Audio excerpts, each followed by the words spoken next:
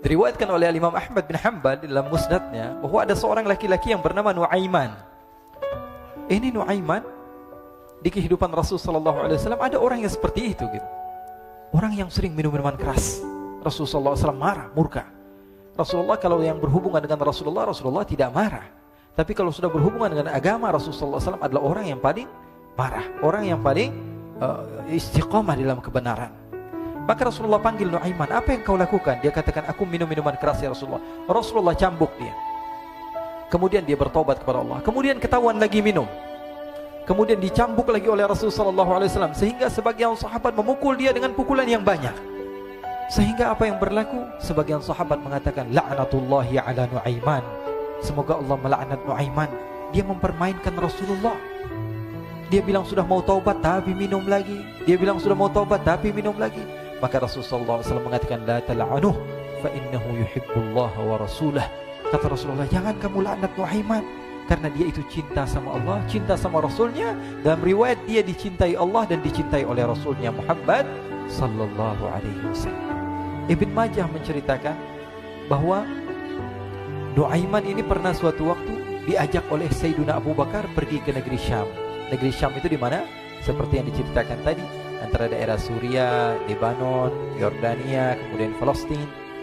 Daerah seperti itu. Umumnya orang Quraisy pada masa itu mereka memiliki rihlah berdagang, membeli dagangan ke Syam, kemudian dijual lagi di kota Makkah. Ketika itu Rasulullah SAW didatangi Abu Bakar. Sayyidina Abu Bakar mengatakan kepada Rasulullah, ya Rasulullah, saya mau izin ya Rasulullah. Mau apa? Saya mau ajak dua sahabat kamu ini ikut berdagang ya Rasulullah. Siapa? Kata Rasul? Nuaiman. Kata Rasulullah SAW, Nuaiman kamu mau ajak? Mau ngapain? Biar seru-seruan aja ya Rasulullah. Kata Rasulullah, ya sudah, saya izinkan kamu bawa Nuaiman. Ketika itu Sayyidina Abu Bakar membawa Nuaiman sama satu sahabat namanya Suwaibid ibn Harmalah. Siapa namanya? Suwaibid ibn Harmalah. Ini sahabat Rasulullah SAW yang memiliki sifat yang berbeda-beda. Kalau Nuaiman ini aneh. Pernah Rasulullah SAW dibawain makanan banyak, dikasih Rasulullah, dikasih sahabat semua. Semuanya sudah makan, tiba-tiba si Nuaiman ini, sahabat Nabi Nuaiman mengatakan kepada Rasulullah, ya Rasulullah, ini yang penjualnya, tolong kau yang bayar ya Rasulullah. Makanan udah habis. Makanan udah habis. Rasulullah SAW bingung, saya yang bayar. Akhirnya Rasulullah katakan kepada sahabat, ayo keluarkan uang, kita patungan, kita bayar.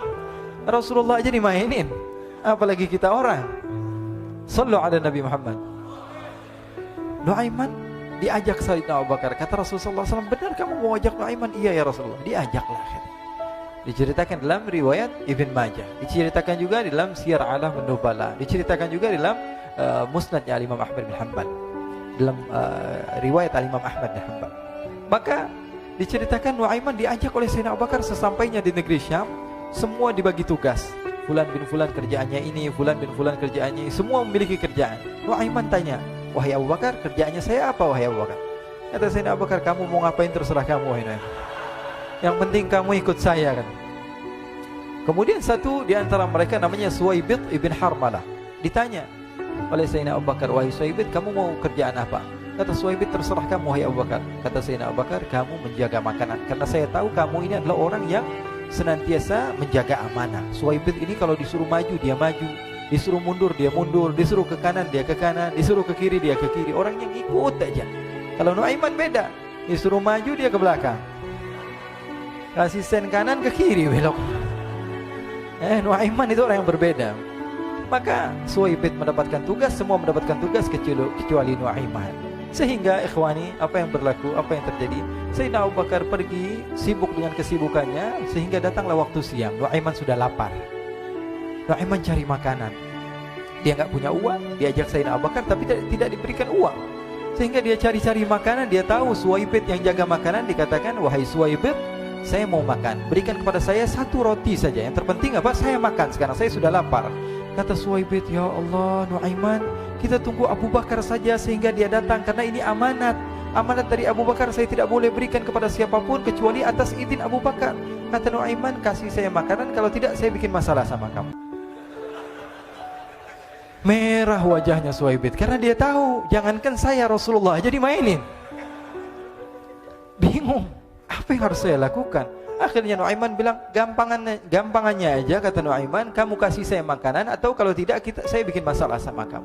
Bingung Suhaib, pikir panjang. Setelah itu dia katakan, ya sudah Nuaiman, saya tetap mau jaga amanah Abu Bakar, karena saya takut ini adalah perintahnya Allah, perintahnya Rasulullah SAW, dan perintah daripada Abu Bakar, sahabatnya Nabi. Kata Nuaiman, kalau memang begitu kamu maunya, ya sudah, berarti kamu ngajakin berantem sama saya. Nuaiman pergi ke pasar. Dia cari-cari tempat penjualan hamba sahaya.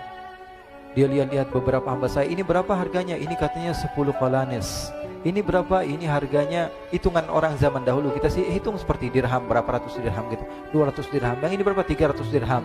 Yang ini berapa harga hamba sahaya? 300 dirham. Harganya antara 300, 200 sampai 100. Kemudian Nuaiman mengatakan kepada penjual hamba sahaya tersebut, saya punya juga hamba sahaya, tapi saya jual cuma 20 dirham saja, murah. Apa benar ada hamba saya harganya segitu? Iya, karena dia punya aib, ada kekurangan. Apa? Nanti kalau kalian tangkap, dia bakalan teriak, saya ini bukan hamba sahaya tapi orang merdeka. Akhirnya semua orang berkumpul mau beli. Ini Nuaiman sama Nuaiman diajak ke Suhaib bin Harmalah tadi. Kata Nuaiman, itu ada orang yang berdiri sedang menjaga makanan, itu hamba sahaya saya, tangkap saja. Oh baik. Diberikan uang 20 dirham, dimasukkan oleh Nuaiman ke kantongnya, kemudian Suhaib ditangkap. Ketika ditangkap, Suhaib teriak, saya bukan hamba saya orang merdeka. Maka orang-orang tersebut mengatakan, saya sudah tahu kekurangan kamu. Ini memang kekurangan kamu, memang kamu, tapi saya tidak perlu dengan bacot kamu, yang penting kerjanya kamu gitu. Ya kan hamba saya untuk apa? Untuk kerja, mau dia ngomong apa, mau ngomel terserah, yang penting dia mau kerja. Akhirnya ditangkaplah Suhaib dan dijual di pasar. Nuaiman punya uang banyak ini. Dia beli makanan, dia beli minuman, dia beli hadiah buat Rasulullah. Dia beli macam-macam di negeri Syam ini. Waktu itu adalah superpower, adidaya Romawi. Pada masa itu semua barang mahal, tapi Nuaiman banyak uangnya. Dia belanja ini, belanja itu, sehingga Sayyidina Abu Bakar pun pulang. Ketika Sayyidina Abu Bakar pulang, Sayyidina Abu Bakar cari, mana ini Suhaib?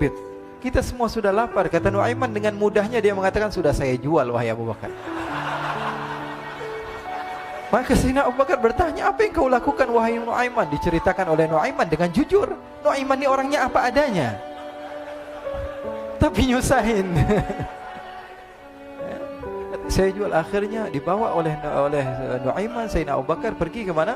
Ke pasar, lalu dibeli lagi oleh Sayyidina Abu Bakar As-Siddiq. Suhaib yang tadinya orang merdeka menjadi hamba sahaya sebentar, kemudian dibeli lagi oleh Sayyidina Abu Bakar. Pulang ke Madinah, kisah ini diceritakan di hadapan Rasulullah SAW. Maka perawi mengatakan, fadhahikan nabiyyu hatta badat nawajiduhu.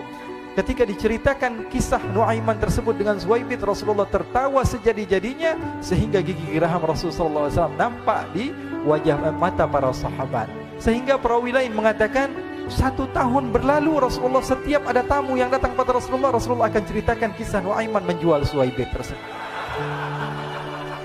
Jadi ada ikhwani, jangan kalian kira Rasulullah SAW itu hidup di satu masa sahabat-sahabatnya itu seperti ustadz-ustadz yang khusyuk, yang kayak Habib bin Anis ini banyak. Bahkan ikhwani, mungkin di akhir karena masanya sudah habis, pernah suatu waktu Rasulullah SAW didatangi asyraf, delegasi dari beberapa negara yang ingin mengenal apa itu agama Islam.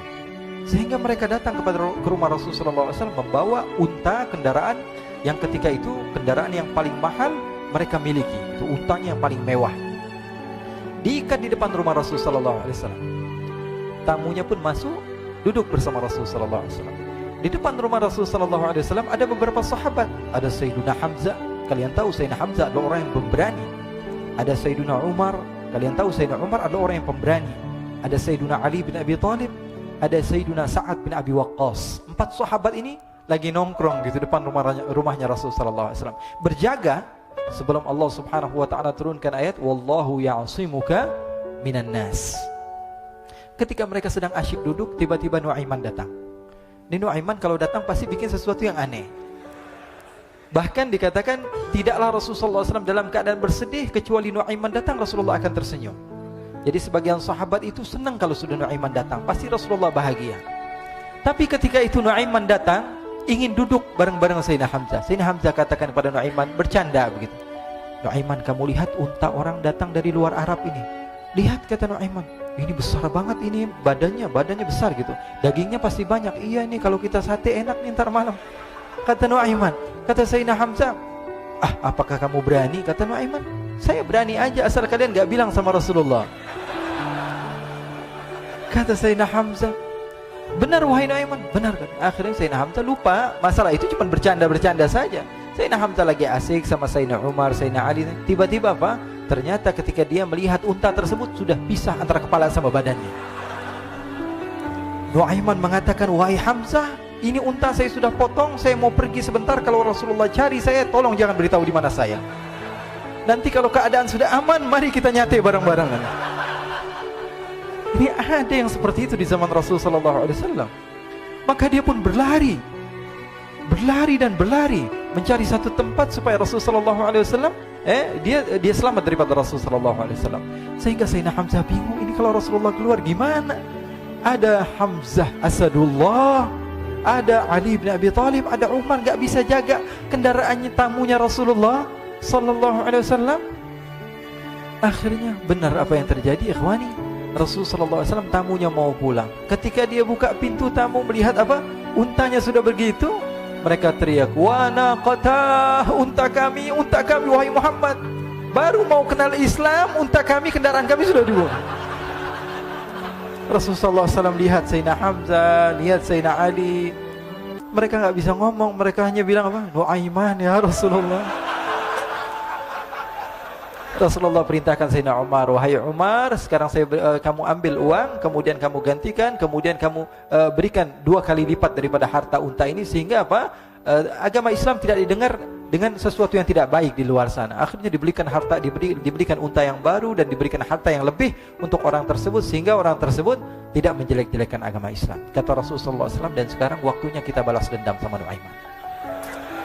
Nuaiman ternyata berlari tempat yang jauh sampai hampir keluar dari kota Madinah. Dia dapatkan seorang sahabat Nabi yang hadir juga dalam peperangan Badar, namanya Al-Miqdad bin Al-Aswad. Siapa namanya? Al-Miqdad bin Al-Aswad ketika itu sedang menggali sumur. Ketika sedang menggali sumur, Nuaiman datang. Nuaiman katakan kepada Miqdad, wahai Miqdad, wahai sahabat Rasul, kamu orang yang hadir dalam peperangan Badar, kamu adalah orang yang hebat. Dipuji-puji sama Nuaiman. Ada maunya ini. Akhirnya dia bilang, wahai Miqdad, tolong saya. Kenapa wahai Nuaiman? Kamu ini kekasihnya Rasulullah, orang yang disayang sama Rasulullah. Kenapa? Saya ini sedang dikejar-kejar orang jahat. Tolong selamatkan saya. Saya pengen masuk ke dalam sumur, boleh atau tidak? Kata Miqdad, siapa yang mengejar kamu? Pokoknya saya dikejar sama orang-orang. Kamu mau atau tidak selamatkan saya? Kata, ya sudah, selagi kamu itu adalah sahabat Nabi, silahkan kamu masuk. Masuk akhirnya Nuaiman ke dalam sumur tersebut. Lalu Nuaiman mengatakan, wahai Miqdad, dia keluar lagi. Nanti kalau ada yang cari saya, tolong jangan beritahu saya di dalam sumur ya. Kata Miqdad, baiklah. Kata Nuaiman, siapapun yang bertanya tentang saya, kamu tidak akan kasih tahu. Iya, kata. Walaupun Rasulullah yang tanya saya. Katanya, enggak mungkin Rasulullah datang ke tempat sejauh ini. Iya, walaupun Rasulullah. Akhirnya masuk Nuaiman. Setelah beberapa menit Rasulullah dan rombongan benar datang. Miqdad bingung ini. Ini kenapa Rasulullah datang ke RW kami ini? Ada apa ini Rasulullah sampai sejauh ini? Ditanya, ya Rasulullah, ada apa ya Rasulullah? Kata Rasulullah, saya cari Nuaiman. Di mana Nuaiman? Inna lillah, kata Miqdad. Enggak dijawab ini Rasulullah. Kalau dijawab saya ingkar janji. Akhirnya apa dia katakan? Wahai Rasulullah, mata saya tidak memandang kepada Nuaiman, tapi tangannya nunjuk ke dalam sumur. Sahabat. Apa dia bilang? Mata saya tidak melihat kepada Nuaiman, tapi tangannya nunjuk ke sumur. Akhirnya dibuka sama Rasulullah, Nuaiman muncul. Kata Rasulullah, Nuaiman, kamu bikin malu saya, wahai Nuaiman. Ya Rasulullah, yang bersalah bukan saya, tapi orang yang mencari saya bersama kamu ya Rasulullah. Akhirnya Rasulullah nengok, siapa? Ternyata Nuaiman sudah lari kabur. Sallu ala Nabi Muhammad. Kisah-kisah seperti ini sebenarnya banyak sekali ya. Ini menunjukkan kepada kita bahwa kehidupan Rasulullah itu begitu indah. Rasulullah SAW, kalau kamu mau menjadi orang yang baik, contoh Rasulullah. Mau menjadi bapak yang baik, contoh Rasulullah. Mau menjadi pemimpin peperangan yang baik, Rasulullah. Mau menjadi murid yang terbaik, contoh Rasulullah. Bagaimana akhlak Rasulullah. Mau menjadi suami yang baik, contoh Rasulullah. Dalam segala hal, apapun itu, Rasulullah SAW adalah makhluk yang paling terbaik.